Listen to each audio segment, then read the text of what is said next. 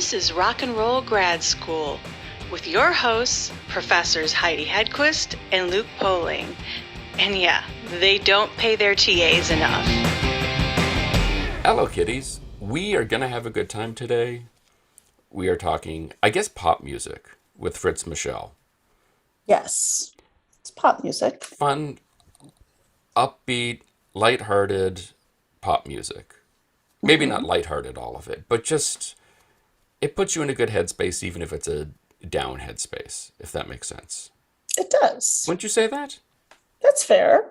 Like you Right? put on, I think so. I think you put on a big star record. You're not going to be skipping down the street with a happy tune in your step. Well, unless it's like out in the street. But like you put on 13, there's some melancholy hanging around the corners of that For guy. sure. For sure. And that's the best pop music. That's got that underbelly of sadness. True. So Hidden in a peppy tune. exactly. Every silver lining, it's got a As a touch of cloud. gray. Touch of gray. What is it? I don't know. I don't know. But it was a delightful conversation with Fritz. Anything else we need to talk about musically? I feel like I'm out of Probably. music fun facts. Unless there's something else I pulled up. Well, I'm sure there are so many, but So I'm very excited that we're going to be talking with Betty soon. I know I'm very excited about that. So having seen them perform, they're a ton of fun. And the best part about the interview, and it's something I feel like we should do more of on this show, is their person said, "Hey, is it possible to have more than one member of the group on? Because like they could perform something if you would like." Ooh, And just thinking back on all the folks we've talked to, how many of them have done the interview from their studio or recording room? I mean, Van Dyke Parks, we lucked out that he just, part of his conversation is, I have to play this for you. But well, a so few many other people have done that. yes. But I think we could really, we can and should push it more. And Encourage them. yeah, I agree. dance for us, you know? Yes. I think Please. that's how we should say it too. Would you dance for us? Would you give us a private concert? Exactly. Thanks. Dance Monkey. Yeah, that'll go over well. Lead Balloon, it'll be great.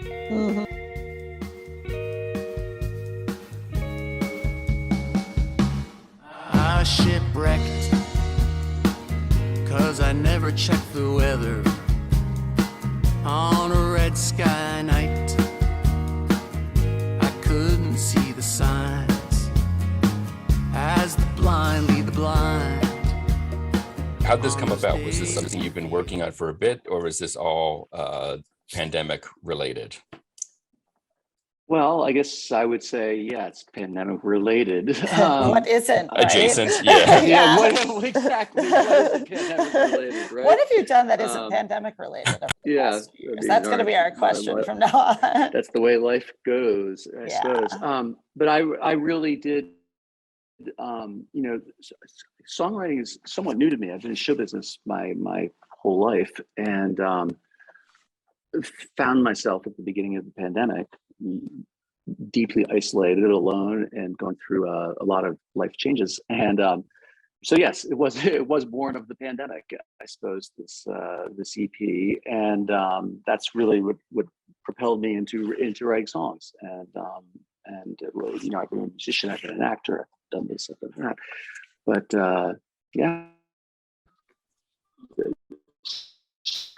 So,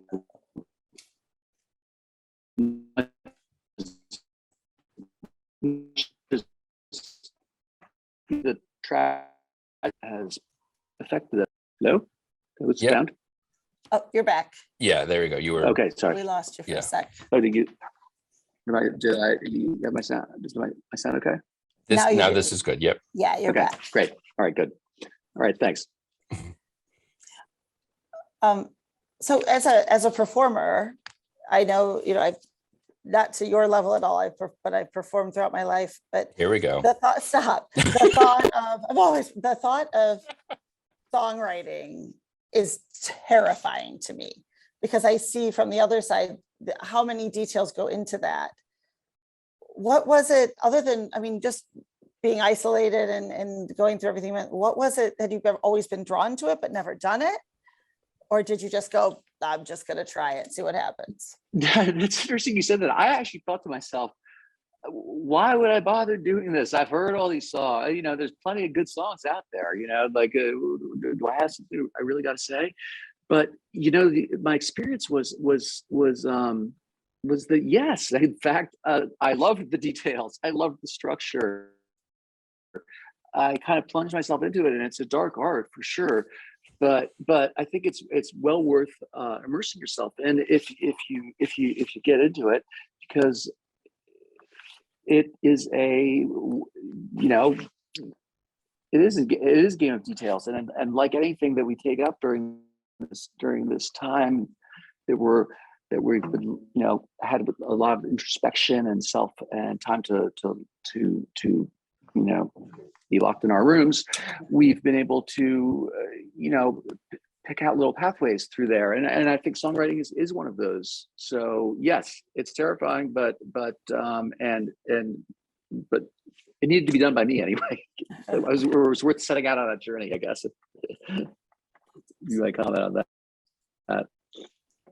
And how long into the process did you think to yourself, damn, this isn't bad, I gotta play this for somebody?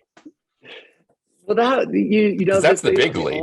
Right. Yeah, they all come together pretty well. Well, again, so I come from an acting background, so I've always been in filmmaking. So it's always been about putting on a show, getting all the pieces together, whether it's a play, a narrative, and you bring the colors in, you bring the instruments in, you bring the costumes in, you cast the characters, you put your voice out there. So I think it, in some ways, for me anyway, the process is somewhat simultaneous. Like I'm always bouncing ideas off of my friends, my producer, the people who I work with, to say, hey, you think this sounds good? Like I don't just walk in the room and say, hey, I got a briefcase full of songs here, let's record them. They develop over time.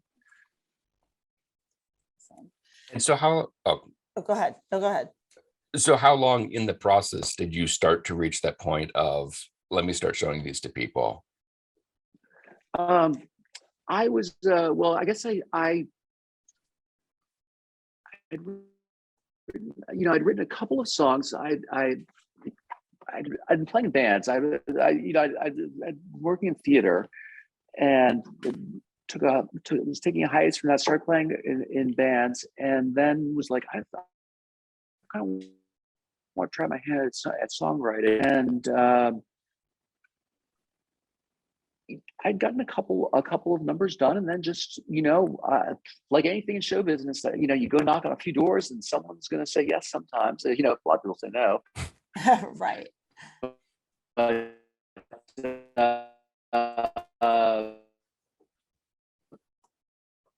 One to seek out, yes, for me anyway, because someone might blow you off, and so it's, oh yeah, hey, go see that person. I mean, I lived in LA for 10 years, so I know how this goes.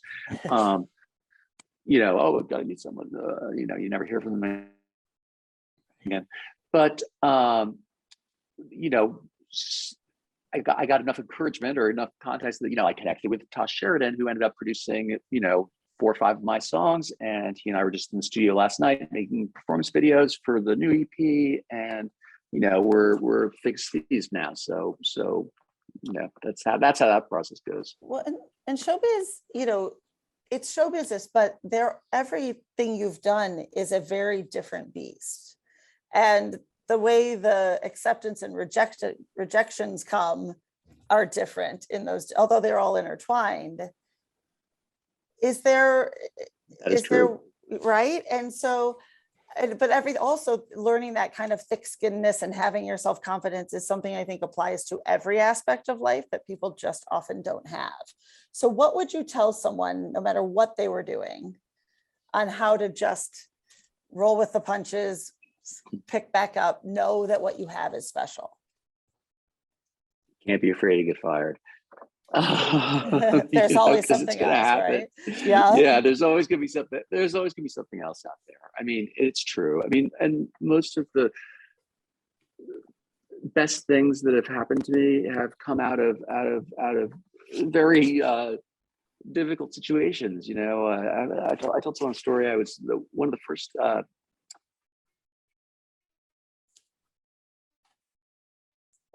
acting jobs. I was French English, a real tyrant of a director. She was this really tough woman. And she said, Fritz, I don't think you're right for the parts, but I don't have anyone else, so I'm gonna give it to you, and you will see what happens. And so I spent a week doing this part. I can't get it, and guess what? She fired me a week into it. I was like, oh God, this is awful. This is a big professional job, and crushing. And turns out there was another actor, much older than me, who was much more right for the part, who became available. So it wasn't really about me. And then it turned out that they needed an understudy. So I got hired back as the understudy. I got to watch Simon Fortin, who was this Canadian actor who played the role, and understudy him. And I learned so much about acting from watching him do the part that I had been flailing at in the room. And that's the kind of thing that happens in this life if you choose it, and that you need to get prepared for, because these things will happen. You've got to learn how to go with it, like you said. Yeah. To that end, there's always the saying that filmmaking and every aspect of show business is a collaborative process. In working with your producer, how did these songs change and grow over the process? And did any of it surprise you when you kind of finally heard a track and were like, oh, I didn't hear that originally? Yes, they definitely change. Again,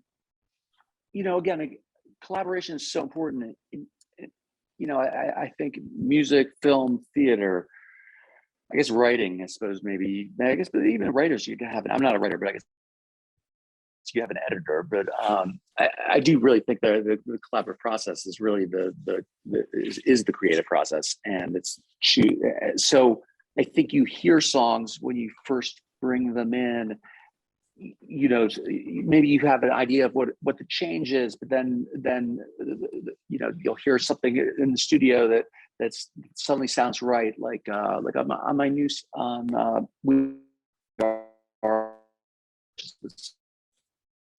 I just put out. There's something there that Jason that it's just amazing, and that to me was like, I was like, oh, that unlocks the song. And so I think your songs always surprise you. I think you always want to be surprised by the process. Last night I was performing, and you always want the material to feel as fresh as possible when you're doing it, so that it feels like an actual connection between the audience and yourself. So that's something I'm always looking for when I'm making music or performing. That's a tough skill to have too. It's not easy to do that, to keep something fresh. Yeah, but I think if you're, if you're, you can always find new avenues to make this work. I think I've never, I've been in plays for months and months and months at a time, and I've never once gotten bored. I've never bored once on stage. I mean, it's an amazing, it's a great privilege to be out performing for people, and you always keep that in your back of your mind. And then there's a little bit of stage fright, so keeping it fresh is keeping it real is maybe scarier, or you don't want the set to fall down or something like that. True. Those are real concerns too. That actually happened to me one time where was it? I want to say it was in Wisconsin somewhere.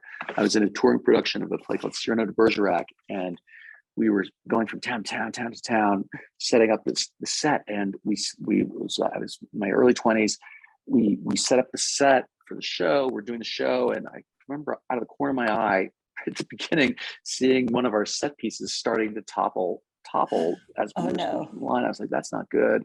And sure enough, boom, falls down on the stage. And but it happens. Did the show go on? Of course. Show must 'Cause it go on, must, Heidi. 'cause it Yeah. must. I As know. it must. Yes. Just making sure everything's Absolutely. followed. Yeah, it did. The press release for this EP name checks Yeah. some pretty good folks. Bell and Sebastian, Mhm. Badfinger, Big Stars, and those Yeah. are just the B's. Right. Yeah. Is that the sort of stuff that you were looking to? That kind of songcraft, that very intricate, style of writing that really just stays with you and tears you apart slowly with every listen? No, I think you're right on it. I think, like when I think just for the bees, Bell, Sebastian, I think they're incredible, like human vignettes. Like I'm all about storytelling. That's been my journey, and I think we all have stories to share, and I think the ability to, I think trying to share that is what you do as an artist, and hopefully the audience finds something that they can connect to in it, and then they put themselves in the story too. So that the lyrics are ambiguous enough that both sides, as it were, can relate to what's going on, and that's where I think some of those, I think the people who've influenced me do that very well, and that's what I'm trying to do anyway. I'm really trying to play and write things that I would like to hear, I suppose. When I think about a song, I kind of think like, I'd like to write something that I'd like to hear. What are you listening to right now? What's your go-to at the moment? Oh, right now, gosh, I just listened to was Albert Hammond's "It Never Rains in California." Yeah. That song. Mhm. Of course. Yeah, I had that on repeat all last week. I was listening to that. It's got to Never still be in your rains in brain. Cal- Because Yeah, that I is an love that earworm song. if ever there Yeah. was one, for sure. It's a great one. Right, I know, Uh-huh. and I love an earworm. Yes, so I do that's too. that. I've listened to a lot of that. Listen to him. I watched a great documentary about Johnny Hallyday, the French rock star that no one's ever heard of. Fascinating Ooh. guy. Yeah. Because I grew up in France. Yeah, Right. Right. The French and Elvis. he's basically the French Elvis, Michael Jackson, and maybe Gene Simmons rolled into one. Oh my gosh, that's yeah. that's a lot. Good summary. Yeah, Yeah. I think so. Yeah, that's fantastic. He's got it all going on. Check that out. That's Um, fantastic. Covered a lot of ground, that guy. Yeah, Yeah. that's my kind of Certainly, guy yeah. right So- there. It's like all three of them. You gotta check this out. Yes. His story's amazing, and he wasn't really not known in America. And that's one of the things I'm doing on this EP is I'm singing a song in French. I was born in France, and I thought to myself, in this age of the internet, why not try to connect with a French audience, sing a Yeah. song in French, and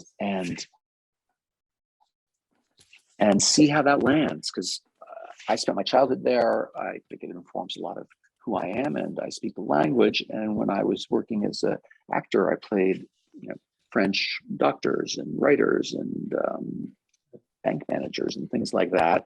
And I thought to myself, oh yes, and music, of course, is a certain style of performance as well. And I thought to myself, I thought I should incorporate that, and that's how I landed on Siffler sur la colline, which is a Jeu d'Assin cover, which is also Grenad's.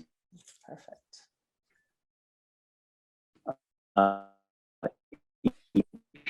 He was another Halliday's companion, which is not familiar to the English-speaking world. That's excellent. Yeah, there's something about, I think, French songwriting, and I think it goes, to your Bell and Sebastian reference too, that you hear in there. Like there's just a certain sound and a feel to that is very unique to that part of Europe. I don't know if you heard the new Bell and Sebastian single is unbelievable. And Oh, really? No, I haven't heard it. It's called If They're Shooting at You. And the fact that the video is cut to footage of Ukraine makes it all the more heartbreaking, but the song itself Wow. is brilliant. Can't wait And to check that out. you want to talk about an earworm, it is wonderful. And it just sort of captures everything you love about that band. And I think too, you hear that in some of the Johnny Hallyday stuff and some of the other, French singer-songwriters too. There's just a certain vulnerability maybe that comes through in a way that doesn't always in American music.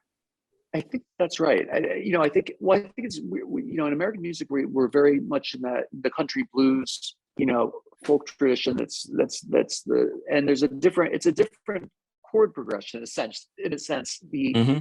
continental and Siffler sur la colline and Suddenly You Love Me, the two songs on my EP that are the Zai Zai Zai songs, are kind of like old. It's kind of a modernized European folk song, really. If you listen to them carefully, the Zai Zai Zai Zai song was done 14 different languages back in the I found a YouTube video in the I guess in the late 60s, early 70s. Malaysian, Hungarian, Russian, Ukrainian, Serbian, Romanian, German, Italian, French, Belgian. It's incredible. So, and I think that's something that American ears really aren't used to. Although so I'm hoping that connects with some people in a interesting way, because yeah, we're all of the same planet. So why not share our music? That's true. So what's up next? You're working on another EP. You said you were just in the studio. You're going for a full-length LP. What are you doing? I am. I'm doing 5 songs with this one, and I've been steadily putting out songs for the last, kind of since I emerged from the pandemic. We could, and learning my way back to that, getting back to performing live, because my bands went on hiatus when the pandemic hit, and then and also, since I'm a filmmaker, I've been making videos that go along with my songs. That's also been that's also next project, is to keep for the Zai Zai Zai Zai songs. I'm doing some really interesting stuff with animation. Cool. The We Are What We Are video has the Wizard of Oz themes. So yeah, I'm in creative mode, as they say. Love it. Wonderful. Yeah. Excellent. Trying to stay there anyway. Yeah. Well, we're all trying to. It's just a question of whether or not we can. Exactly. So, Right. Yeah. Whoa, whoa, whoa, whoa. Oh, there's never been a woman who could treat me like you do, who could trample on my pride and play around as much as you. Well, you really shake my mind. For more information, you can follow Fritz Michel on Instagram, where he is at FritzTheCat9. You can also find all of his music and his new EP out June 17th on Spotify. You can check us out on all the various socials. Be sure to visit our website at rockandrollgradschool.com, and don't forget to leave us a review. Today's show is produced by myself and Heidi Hegquist. Our reluctant producers are John Sauvé and Sandy Stone. Our willing producers are Rachel Allen and Randy Jeanette. Our intern is Zach Jackson. This one's for Philippe. Thank you, good night, and may all your favorite bands stay together. In the arms of other guys, you must know my reputation comes to nothing in their eyes. So you take off in a hurry anytime it pleases you, and you only start to worry when I say I'm leaving you, leaving you. Suddenly you love me